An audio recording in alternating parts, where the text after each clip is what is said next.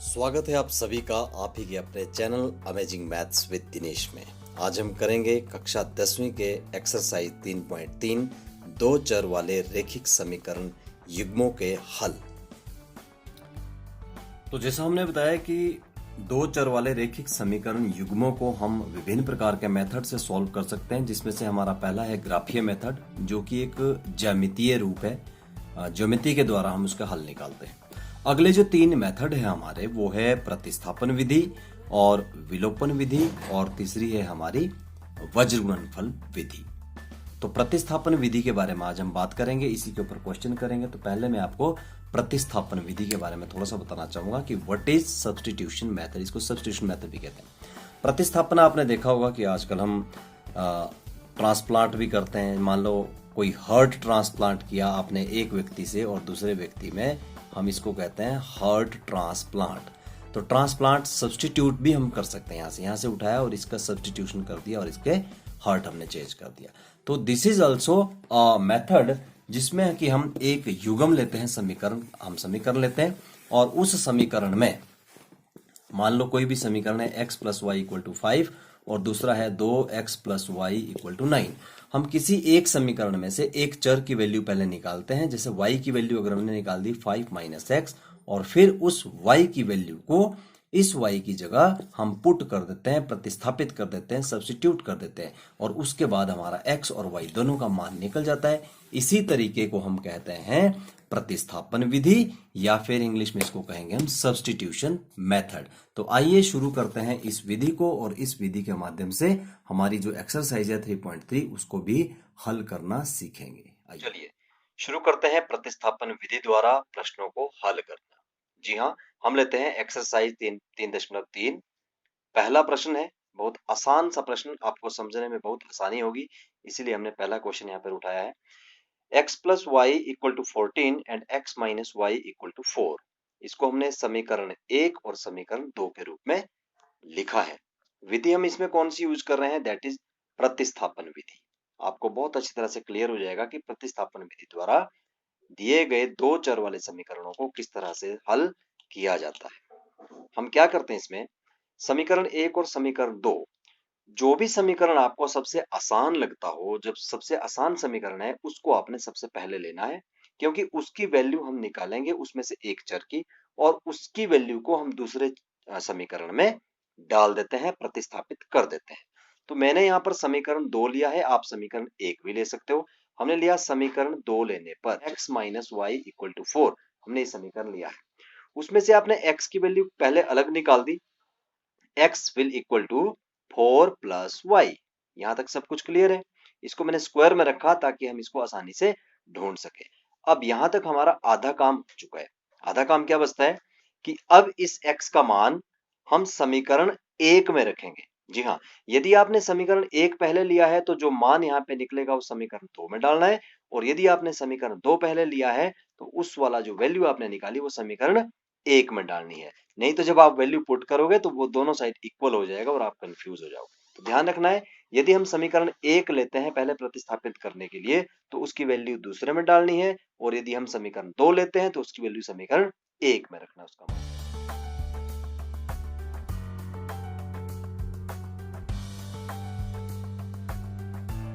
x का मान समीकरण 1 में रखने पर मैंने यहाँ पे लिख लिया, समीकरण 1 लिखा पहले, x plus y equal to 14, ये देखिए समीकरण 1 लिख लिया। उसके बाद इसमें x की जगह x का मान जो हमारे पास था 4 प्लस वाई, देखिए x की जगह मैंने लिखा 4 प्लस वाई, ब्रैकेट में रख लिया, प्लस का प्लस, y का y एंड इक्वल टू 14, जैसे समीकरण 1 में था। उसका बाद ब्रैकेट खोल दिया, 4 plus y equal to 14, 4 plus 2y, ये y प्लस वाई आपस में प्लस हो गया, 2y इक्वल टू 14, 2y जब ये 4 परे चला जाता है तो माइनस हो जाता है चिन्ह, जैसा कि आपको पता है कि ये माइनस का हो गया, 2y equal to 10 and y equal to 10 upon 2 and 10 upon 2 is equal to कितना हो गया 5। तो आपको मतलब एक वैल्यू मिल जाती है y की, कितनी वैल्यू मिली आपको 5। अब हम क्या करेंगे, इस y की वैल्यू को हम समीकरण 1 में या समीकरण 2 में, अब आपकी इच्छा है, आप किसी भी आसान वाले समीकरण में इसकी वैल्यू पुट करेंगे और x की वैल्यू भी साथ में निकाल लेंगे। हाँ, तो y का मान समीकरण 1 में रखने पर, जिस तरह से हम हमारे पास y की वैल्यू आई थी 5, हमने उसका मान समीकरण 1 में रखा। समीकरण 1 था आपका x plus y equal to 14 और हमने x की जगह x रखा, प्लस की जगह प्लस, y की जगह 5 और इस तरह से 14, x equal to 14 minus 5 and x equal to 9 and y equal to 5। अब यदि आपको लग रहा हो कि समीकरण 1 में रखा अगर हम 2 में रखें तो क्या होता है, तो समीकरण 2 में भी चेक कर लेते हैं। x minus y equal to 4 और x की वैल्यू x y की वैल्यू हमने जो निकाली थी वो कितनी थी 5। मैं समीकरण 2 की बात कर रहा हूं और यहां पर हमारी वैल्यू कितनी थी 4। और अब देखिए x will equal to 4 plus 5 and x is again equal to 9। तो आपको मैंने कहा कि समीकरण 1 में चाहे समीकरण 2 में जिसमें भी आप इसका मान रखेंगे आपका आंसर एक जैसा आएगा। तो ये था प्रतिस्थापन विधि द्वारा किया गया हमारा पहला सवाल। तो आइए देखते हैं इसी एक्सरसाइज का प्रश्न नंबर 2 जिसका समीकरण है s माइनस टी बराबर है 3 और s बटा 3 जमा t बटा 2 बराबर है 6। इसको हमने किस तरह से सॉल्व करना है। देखो सबसे पहले हमने क्या करना है, ये जो क्वेश्चन हमारे पास बटे में है ना, हम इसको पहले सीधा बनाएंगे, आसान बनाएंगे, आसान रूप इसका बनाएंगे क्योंकि बटा देखकर जो है वो बच्चे पहले ही डर जाते हैं। तो हमने क्या करना है, समीकरण 2 का पहले हमने समीकरण 2 यही लिखा, इस 3 और 2 का हमने बटा ले लिया, लघुत्तम ले लिया जो कि आया हमारे पास 6। और अब हमने एक तितली मेथड भी बोलते हैं जब हमारे पास दो ही टर्म होती है बटे वाली, ये 2 इधर मल्टीप्लाई हो जाएगा 3 इधर, तो 2 into s 2s plus 3 into t 3t equal to 6 हो गया। अगली टर्म में ये जो 6 है ये क्रॉस मल्टीप्लाई द्वारा पार चला जाएगा, 6 से मल्टीप्लाई हो जाएगा और ये बन जाएगा 2s plus 3t equal to 36 और इसको हमने अब नाम दिया इक्वेशन नंबर 3। अब हमारे पास दो इक्वेशंस बन चुकी है, इक्वेशन नंबर 1 और इक्वेशन नंबर 3। दो का हमने रूपांतरण चेंज कर दिया इसलिए ये अब 2 नहीं है, 1 और 3 की हम बात करेंगे। फिर मैंने आपको कहा था कि प्रतिस्थापन विधि में हम पहले सबसे आसान वाला समीकरण लेते हैं। तो आसान समीकरण है हमारे पास s minus t equal to 3। ये थोड़ा सा मुश्किल है इसलिए मैंने क्या किया, समीकरण 1 लेने पर समीकरण हमने 1 ले लिया और एक समीकरण को लिख भी लिया यहाँ पर। उसके बाद हमने s की वैल्यू निकाली, s equal to 3 plus t. एक काम हमारा बचता है यहाँ पर, that is making of square या सॉरी रेक्टेंगल। आपने इस चीज का बहुत ध्यान रखना है, ये समझ लो कि ये हमारा ट्रेडमार्क है।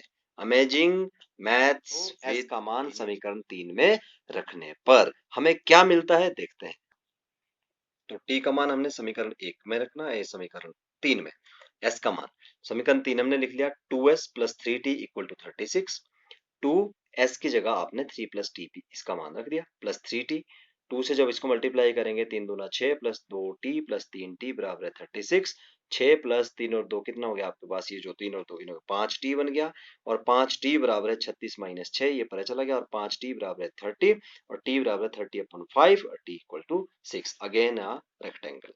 तो अब ये t का मान कितना आ गया 6। अब ये इसी t का मान आपने किस में रखना है, समीकरण 1 में।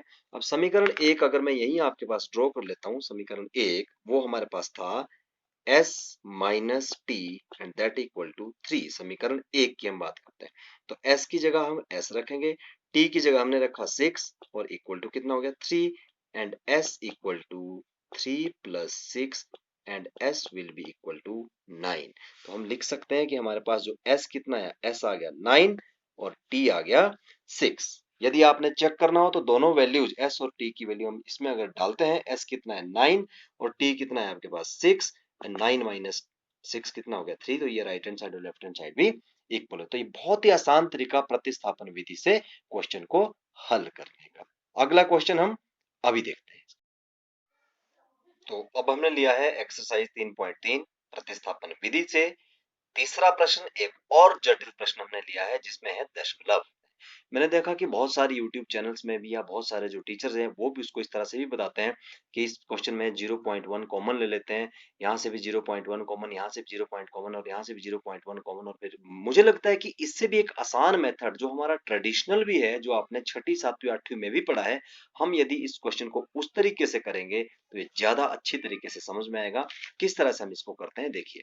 हमने क्या किया, जो आपका 0.2 था, जी हाँ 0.2, उसको हमने दशमलव बना दी, उसका हमने दशमलव किया और उसको हमने बटे में इसका 10 बना लिया। आपको पता है कि दशमलव के बाद एक अंक तो एक जीरो।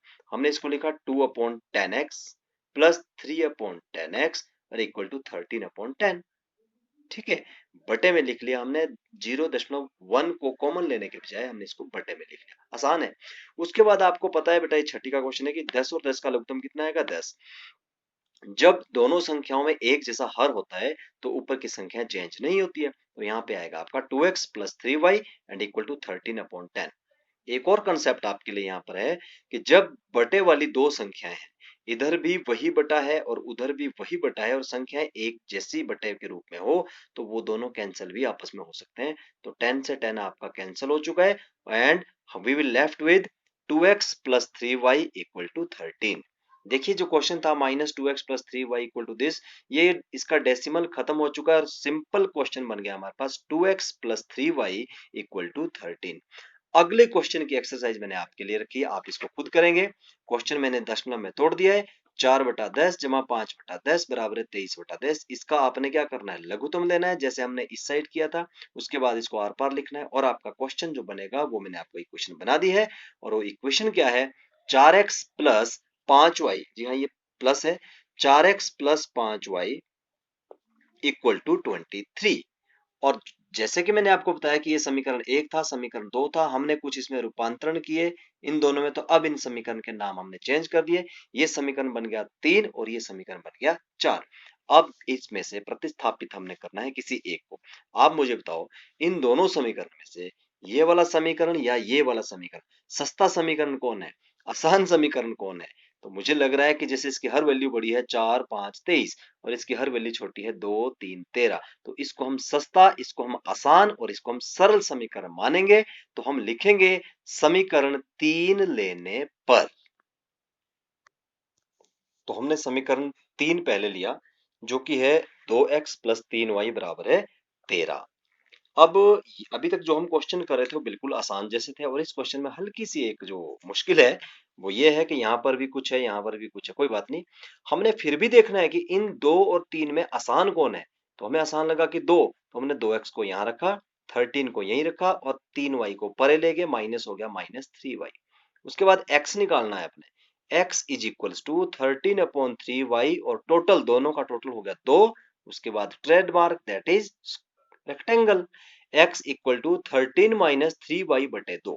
अब आप इसको देख के आपको लग रहा होगा कि ये थोड़ा मुश्किल हो गया, कॉम्प्लिकेटेड हो गया, बट आप देखते रहना, ये क्वेश्चन इतना आसान बनेगा कि आपने कभी सोचा भी नहीं होगा। x का मान समीकरण 3 से हमने लिया, अब हमने समीकरण 4 में रखना है।